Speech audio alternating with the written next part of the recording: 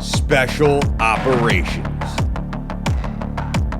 Covert Ops, Espionage, The Team House, with your hosts, Jack Murphy and David Park.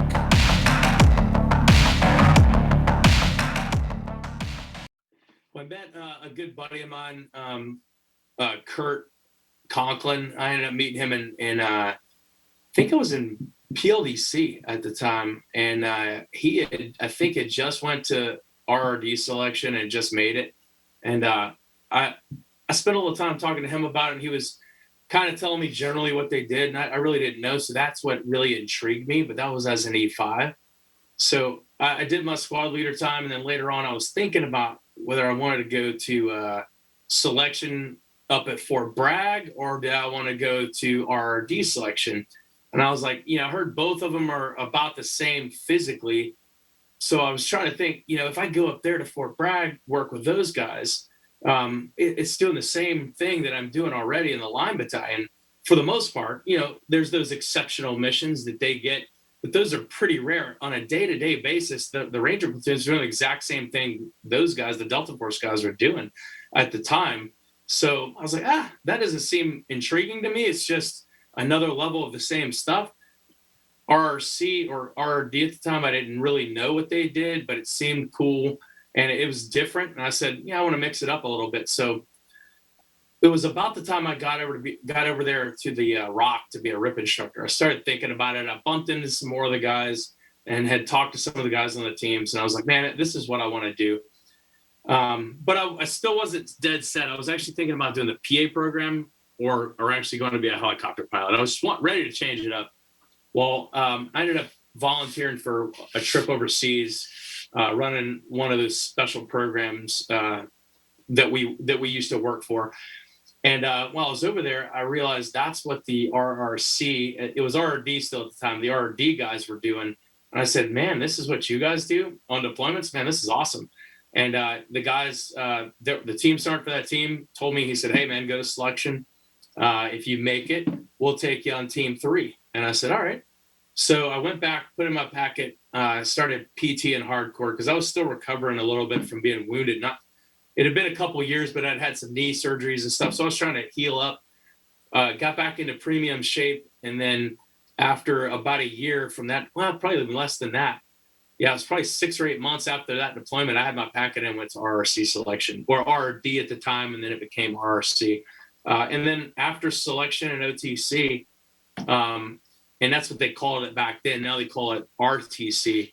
But after that, I went straight to Team 3, so their promise stuck. So it worked out for me. Go ahead, Betty. Well, what can you tell us about, because I know 100% sure people are going to ask, what is the selection and training process like? Well, when I went through, there's certain things that nobody even gets to know about the selection unless you're the cadre working there. But essentially, it's extremely professionally run. And they mirrored this off of another selection process, but it's really solidly conducted. All the cadre that you interact with absolutely go off of a script, and what they say. I mean, it's absolutely professionally put together, well articulated. They're dressed for success in suits and ties when they pick you up. They take you to where you go. And when you get out there where the selection course is being run at, then you start doing a bunch of administrative stuff. Psych evals, IQ tests, tons and tons of tests. You actually sit down face to face with a psych, talk to him on several occasions. And for the entire first week, you're kind of doing like the PT test, all those basic standards, Ranger standards you have to pass, and then doing all those psych evals and interviews. And then towards the end of that first week, you start focusing on some land navigation. They teach you how to read different types of maps, how to make your own protractors and stuff like that you can use. So like advanced land navigation type stuff. And then after that, we go and put it to application, or put it to practice out in the field, doing some regular land nav courses, little picket sitting in the woods in the middle of nowhere.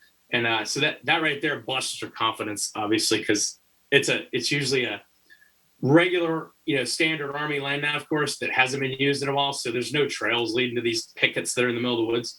So kind of breaks your soul a little bit because it's tough out there and it's in the mountains. But then after that, you move on to like cadre-led land nav.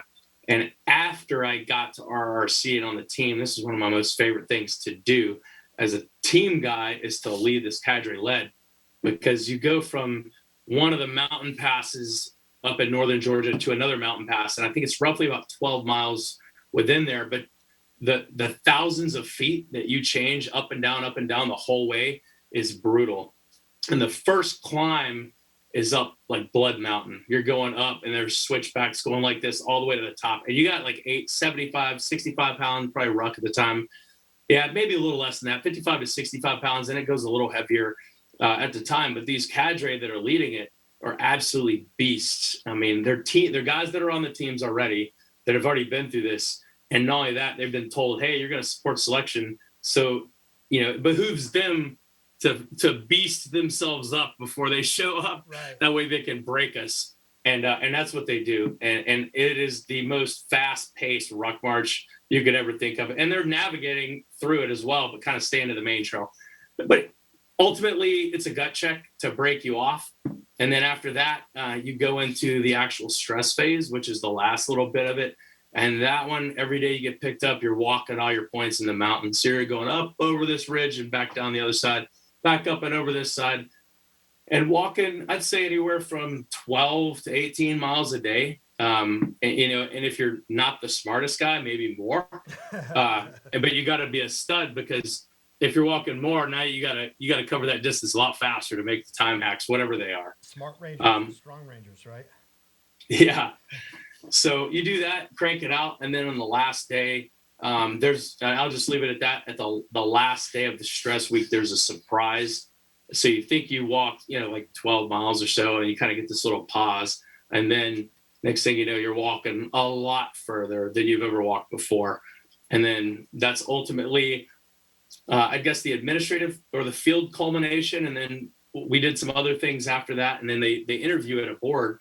And during that board, it's just like a standard military or special operations board, just getting grilled by subject matter experts on different things. And me personally, when I got out of that board, I was almost like broken. I felt that after all that I put myself through, I'm not getting selected. They're not selecting me. I could tell by the looks on their faces. And then when I found out that I was selected, my mind was blown, and I was so happy to be there. And then after that, I mean, the next 5 or 6 years that I was there went by like that. It seemed like a blink of an eye, and we had done so much stuff, and it was all over with at that point.